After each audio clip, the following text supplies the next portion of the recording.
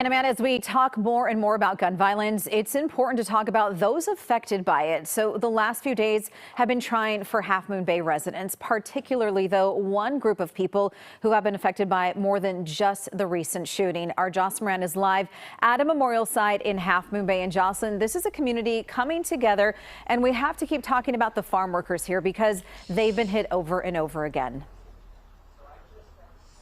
Yeah, exactly, Gianna. I know we've talked about that a few times, even before this, when it came to the floods as well. Now, there are people here supporting this community. You can see here this makeshift memorial. There are candles lit up. There are flowers lined up. There's also a sign here that says, as a community, we grieve. And when we talk about the farm worker community, they are a resilient one. They are also a vulnerable one. We talk about the floods. We talk about the pandemic, how they were hit really hard by COVID. And then we talk about this here. And, you know, these are people who get up early, go to work on low wages, on top of a high cost of living, and they're really just trying to provide for their families. Now, we heard from San Mateo County Sheriff yesterday, and she confirmed that the victims of the shooting are either Asian or Latino. The Consulate General of Mexico in San Francisco sent out a release yesterday saying 2 of the 7 victims who died are Mexican. They say the person in the hospital is also Mexican.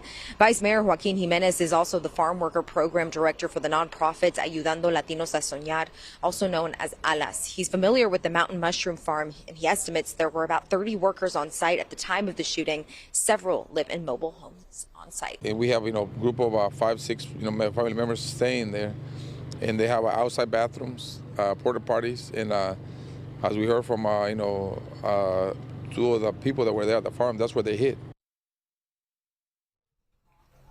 Yeah, that's where they hid. They hid in those porta potties. And, when we talk to Joaquin, and he repeats this, he doesn't want farm workers to go forgotten here. When you go to think about Half Moon Bay before this, you may have thought pumpkin patches. We're on Main Street here. It's a place with restaurants, a place with shops. It's a touristy area.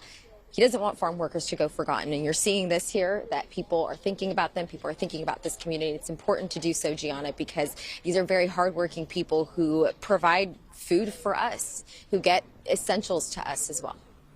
Yeah, just a hardworking group of people that are so important to us. I think we all just need to put our arms around Half Moon Bay, the people who are affected by this, especially those families. So, Jocelyn, thank you for that report. We'll check in with you.